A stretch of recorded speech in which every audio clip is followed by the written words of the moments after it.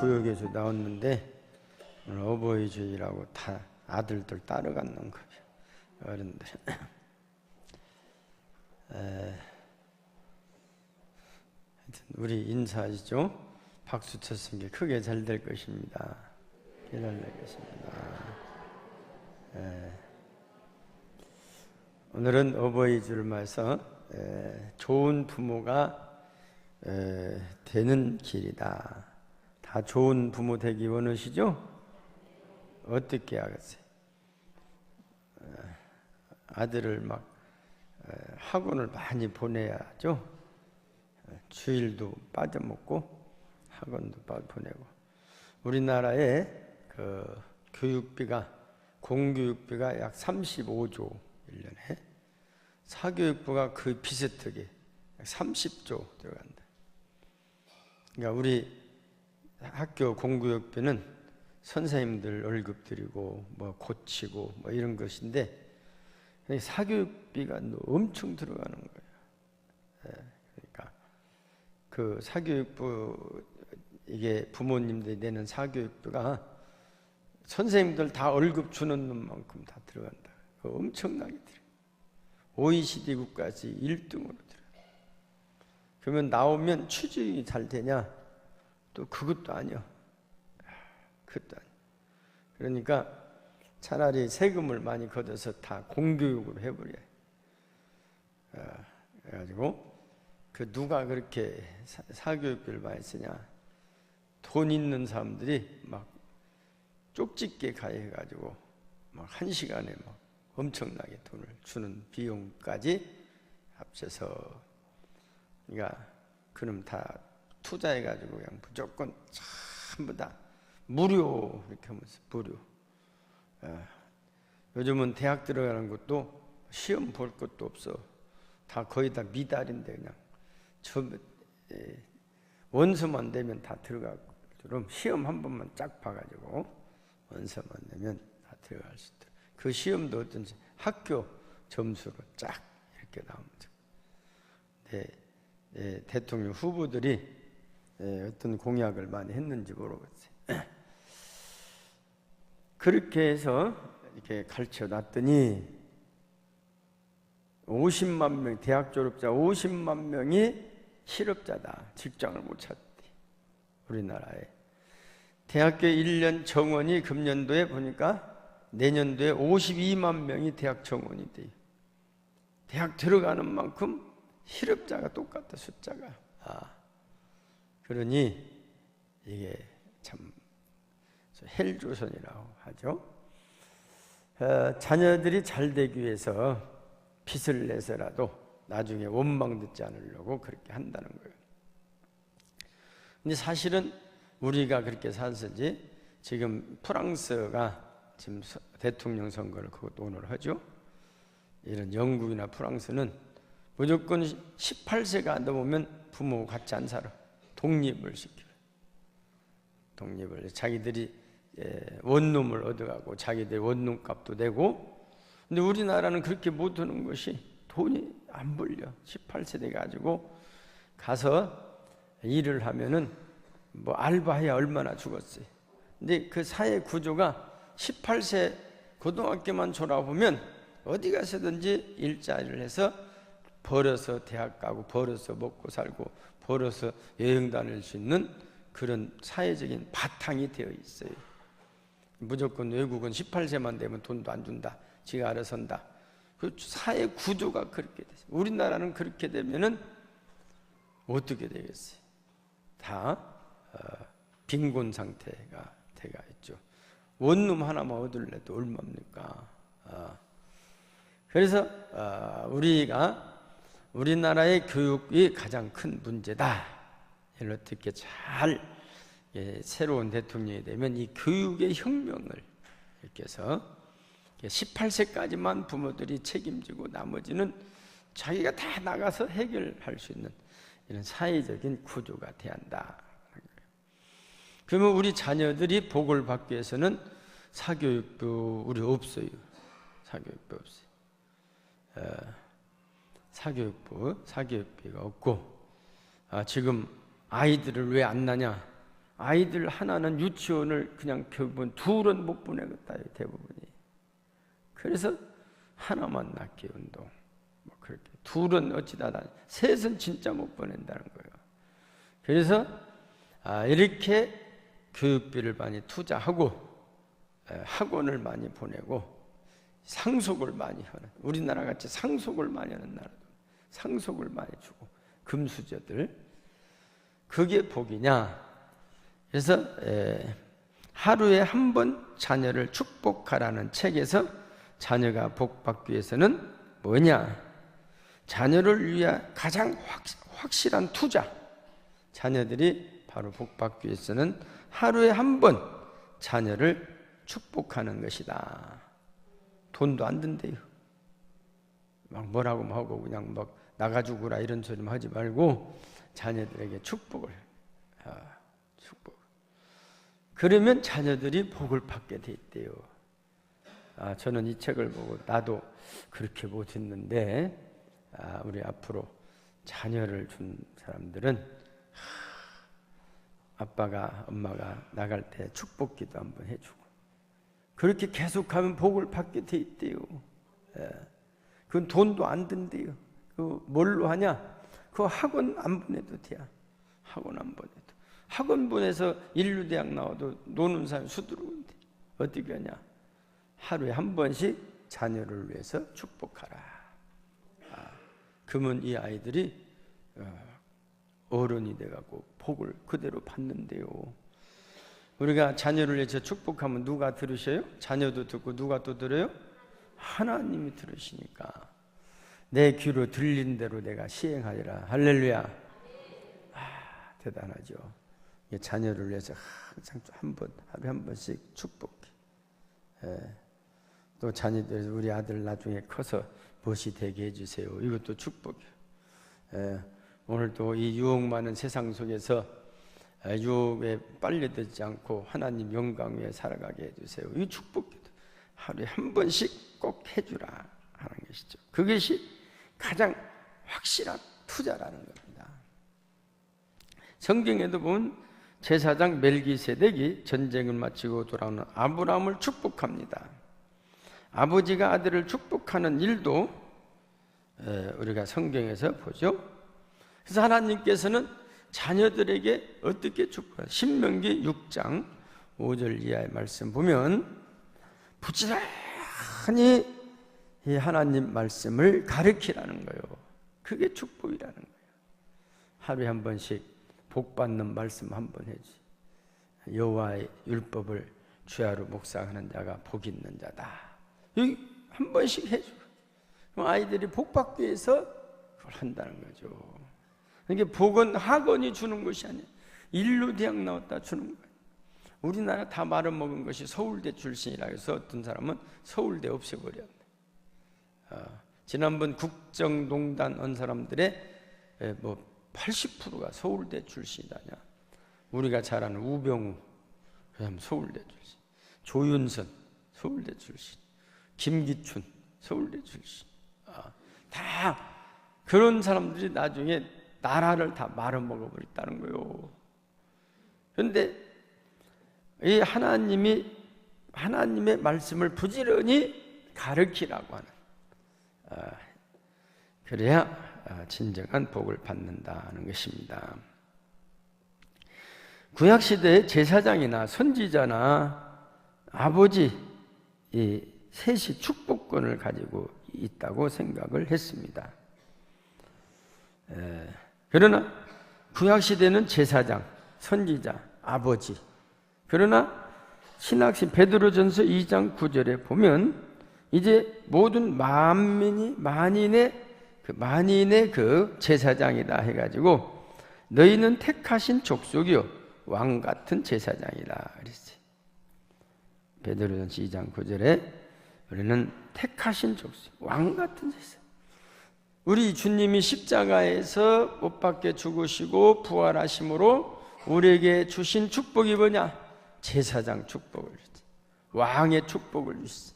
그러니까 부모들이 또 우리 누구든지 우리는 믿는 우리들이 축복을 해주면 하나님이 하신다. 우리는 성도들은 다 축복권을 가지고 있어요. 믿는 사람, 제사장이 왕 같은 제사장이다. 그렇죠? 근데 이 중에 특별히 부모는 가정의 제사장이다. 그러므로 목회자가 성도들의 가정을 위해서 복을 달라고 기도하는 것처럼 부모들도 사랑하는 자녀를 위해 복을 달라고 기도해야 한다고 하는 것입니다. 잘 보면 그래서 믿는 집 자녀들이 일반적으로 다 안 믿는 자녀보다도 다 평안하게 잘 살아요. 무슨 물질적으로 많이 받는 것보다도 평안하게 복을 잘 살아요. 가진 것은 없어도 우리가 평안하게 평안을 누린다고 하는 것입니다. 그래서 우리가 보면 마음의 평안이란 책을 쓴 그 주인공이 소원을 들어주는 노인을 찾아가서 자기 소원을 들어달라고 했대요. 이게 그 현인인 노인이 자네의 소원이 무엇인가 그랬더니 저에게 건강을 주십시오. 또 없는가 했더니 돈도 주셔야죠. 돈이 있어야 집도 사고 자동차도 사고 먹을 것도 맛있게 먹고 돈을 그러면 또 무엇인가? 그러니 재능도 주세요. 권력도 주세요. 명예도 주세요. 다 달라고 하는 것인데 이제 없는가? 했더니 이만 권력도 있고 명예도 있고 재능도 있고 돈도 있고 또 건강도 있고 이렇게 우리에게 다 주신다고 하면 더 바랄 것이 없겠죠? 건강하기도 하고 돈도 많고 명예도 있고 권력도 많고 근데 그 주인공은 그런데 자네가 한 가지 더 구할 것은 없는가? 이것만 있으면 소원 성취하죠. 자네는 진정한 것을 구하지 못했네. 뭡니까? 마음의 평안이네. 마음의 평안이 없으면 이 돈이 오히려 그것이 오히려 이게 복이 아니라 저주가 되는 거예요. 마음의 평안이 없으면 건강도 지킬 수가 없어요. 마음의 평안이 없으면 자네가 가지고 있는 것에 가지고 있어야 그게 복이라고 할 수 없다. 마음의 평안을 구하라. 우리 주님께서도 부활하셨을 때 젤로 처음 하신 말씀이 뭐요? 이게 평안이 있을지어다. 할렐루야. 그 마음의 평안이 가장 큰 복이다는 거예요. 우리 자녀들을 위하여 기도할 때 우리 자녀들이 평안하게 돈은 못 벌어도 다른 사람의 연봉의 절반도 안 되더라도 평안할 수가 있다고요. 평안의 기쁨. 그것이 큰 복이다라고 하는 것이죠. 우리가 보면 그래서 자녀들의 복을 주고 또 자녀들을 잘 인도하시오. 하나님께 기도해야 한다. 다윗은 하나님께 기도하기를 시편 23편에서 여호와는 나의 목자시니 내게 부족함이 없다 했어요. 우리 주님께서도 내가 너에게 평안을 주노니 너에게 주는 평안은 세상이 주는 것하고 틀리다. 그러니까 우리가 예수 믿고 복 받았다는 것은 무엇보다도 평안의 복이 원하다. 평안의 복이 있으면 우리 옆집보다 내가 돈이 없어도 우리 안 믿는 우리 무슨 친척보다도 우리 아들이 지위는 못 얻었어도 그게 평안이다 하는 것이죠. 우리 사람들이 요즘은 무서운 세상에서 살아가고 있다는 거예요. 인터넷을 통한 음란 사이트, 자살 사이트가요. 마음 편하게 죽게 해주마 그런 사이트가 있대요. 회원이 많대요. 죽고 싶으면 고통 없이 죽게 해준다. 그 만나서 갖고 막 신문에서 그 사람 체포해오고 있잖아요. 이런 악독한 세상에 살고 있어요. 자녀들이 그런데 유혹을 당한다고요. 그러니까 이런 음란 사이트, 자살 사이트, 좋지 못한 게임, 사이트들이 우리 자녀들을 공격하고 유혹 많은 세상에서 우리 자녀들이 지금 살아가고 있다는 것입니다. 마귀가 우는 사자처럼 믿는 자를 삼키려고 두루 다닐 때 하나님의 절대적인 보호하심과 인도하심이 필요한 것이다. 그래서 자녀들을 위해서 어떻게 기도할 것인가? 오늘 읽은 25절 신명기 6장 25절 같이 보실까요? 시작. 그의 얼굴을 내게 비추사 은혜 베푸시기를 원하며, 이런 기도를 은혜 베풀어 달라고 기도해야 한다. 깊은 잠에 빠져 있는 사랑하는 자녀를 바라보는 어머니의 마음은 어떤 마음인가? 참으로 기쁜 마음이라는 것이죠. 얼굴을 내게 비추사, 잠자고 있는 어린아이의 그 모습, 천사와 같은 모습, 그 모습, 그것이 바로 은혜스러운 모습인데, 그 은혜란 무엇인가라고 하는 것은, 은혜란 아무런 공로가 없음에도 불구하고 조건 없이 베풀어 주시는 하나님의 사랑이다. 지금까지 우리가 건강하게 살아온 것도 하나님의 은혜고, 환난 많고 사고 많은 어려운 많은 이 세상에서 큰 사고 없이 잘 지내게 된 것도 하나님의 은혜고, 우리가 자녀들에게 가르쳐야 할 것이 무엇인가? 우리는 하나님의 은혜가 아니면 한시도 이 세상을 평안하게 살 수가 없다는 겁니다. 그래서 부모님의 은혜를 알아야 효도하는 것처럼 하나님의 은혜를 알아야 하나님을 사랑하고 하나님을 경외하게 되는 것입니다. 그래서 하나님의 얼굴을 내게 비추사라는 말은 하나님의 영광이 우리 자녀에게서 떠나지 않게 해달라는 기도라고 하는 것입니다. 우리 자녀에게 가장 큰 저주는 무엇입니까? 하나님의 영광이 떠나는 것입니다. 그러기에 우리는 하나님께서 그 얼굴로 내 자녀에게 비추사 은혜를 베풀어 달라고 기도해야 할 것입니다. 무슨 기도를 해야 하냐? 26절 시작.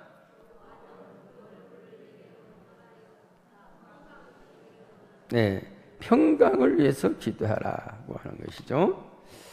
그 다음에 또 27절 시작.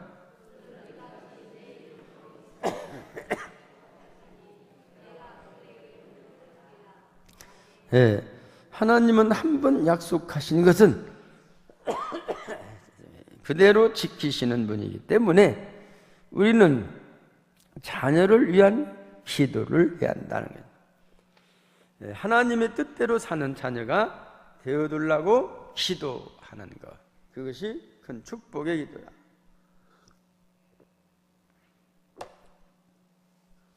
영국에 나온 유명한 요한 웨슬레 어머니 스잔나, 여성이 어머니, 그 스잔나의 자녀는 몇 명인 줄 알아요? 18명이 됐어요. 그냥 막 1년에 하나씩 막 나니까 뭐냐면 10몇 살에 결혼해가지고 숙남. 그래가지고 스잔나가 18명 쫙 세워놓고 교육을 18명을 세워놓고 교육을 하는데, 어떻게 이들을 가르쳤냐면, 하나님 아버지, 우리 자녀들이 하나님을 알고 나를 알고 이웃을 알고 사회를 알고 민족을 아는 귀한 믿음의 사람들이 되게 해주십시오 하고 늘 날마다 기도했다. 하나님 알고 자기를 알고 이웃을 알고 사회를 알고 민족을 아는 귀한 믿음, 이런 기도를 계속 나만을 위한 것이. 그러니까 이렇게 자녀를 날마다 축복하고 키웠더니 18명 자녀가 다 훌륭하다. 자녀 하나 키우기도 힘드는데 18명이 하나님이 다 키워줬다는 거죠. 그런 기도를 하게 해주시오. 우리가 성경에 나오는 그 훌륭한 믿음의 성도들도 이렇게 볼게요. 다윗의 아들들 얼마나 불량 아들이만 저 아버지 쫓아내버려. 압살롬은 저 아버지 쫓아내 반란하고 아도니아는 저 아버지 물룩의 왕이 되려고 하도 이렇게. 야곱의 아들들도 보니까 저 아버지 속인지를 몇 년을 속였어. 요셉을 팔아먹고는 날짐승이 먹어가 버렸다고 속인. 완전히 요셉을 만나기 전까지 그 아버지는 자기 아들이 죽은 줄 알았어요.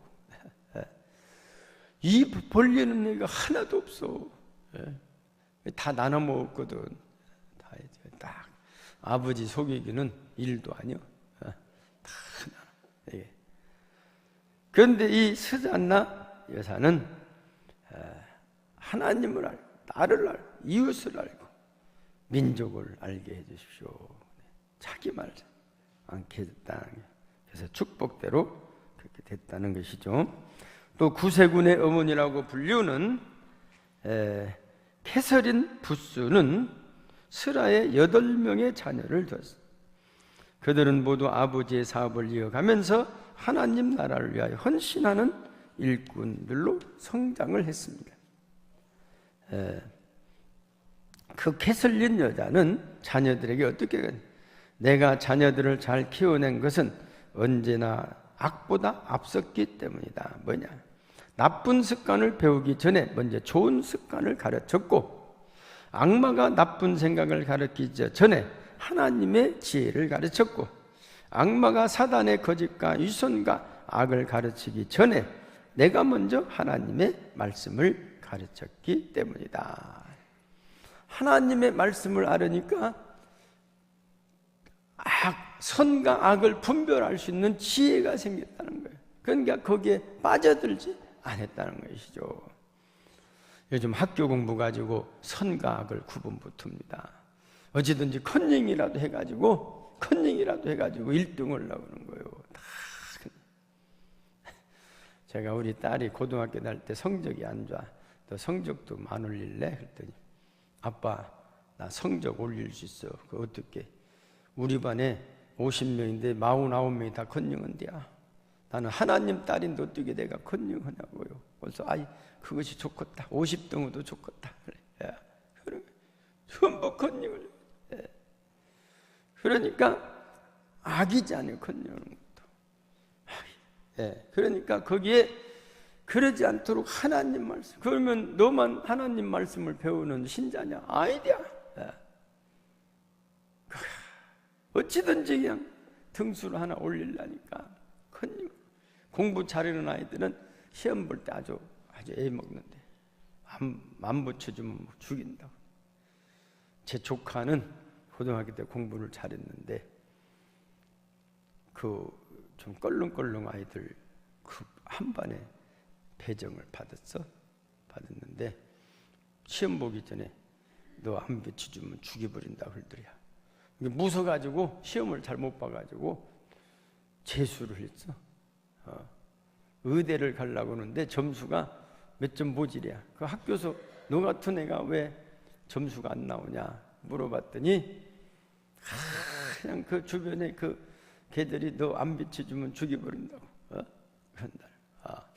그러니까 겁먹은 거예요. 겁먹어. 그러니까 우리가 이렇게 악을 먼저 배우기 전에 악에 빠지지 않도록 하나님 말씀에 빠져야 돼요. 그래서 1년 동안 기도가 뭐냐? 좋은 반에 배정받게 해주세요. 재수한 게 이제 누가 누군지를 잘 몰라 이제. 그래가지고 이제 의대를 갔죠. 누가 누군지를 몰라. 그러니까 그때는 그렇게 겁을 안 주더라는 거예요. 왜 보통. 그래서 우리가 먼저 악을 배우기 전에 말씀을 배워서 악과 선을 이겨낼 수 있는 그런 바탕이 필요하다. 우리의 자녀들이 어린 시절부터 말씀을 듣고 자라야 합니다. 악마가 역사하기 전에 먼저 하나님의 말씀으로 자녀들을 축복하시기 바랍니다. 유명한 하나님의 사람들은 모두 어려서부터 경건한 가정에서 하나님의 말씀을 듣고 하나님의 축복 속에 자라난 사람들입니다. 부모가 먼저 자녀의 나이에 상관하지 말고 지금 곧 축복하시기를 시작해야 합니다. 기도하면서 자녀를 축복해. 부모가 자녀들을 위하여 축복하는 기도를 기뻐하시는 하나님께서 그 기도대로, 그 소원대로 이루어질 줄 믿습니다. 그리하여 좋은 부모가 되셔서 자녀들을 하루에 한 번씩 꼭 축복하는, 기도할 때 기도로 축복하든지 만나서 축복하든지 꼭 자녀들을 축복하시는 우리 성도님들 다 되시기를 주님의 이름으로 축원합니다. 기도하십니다.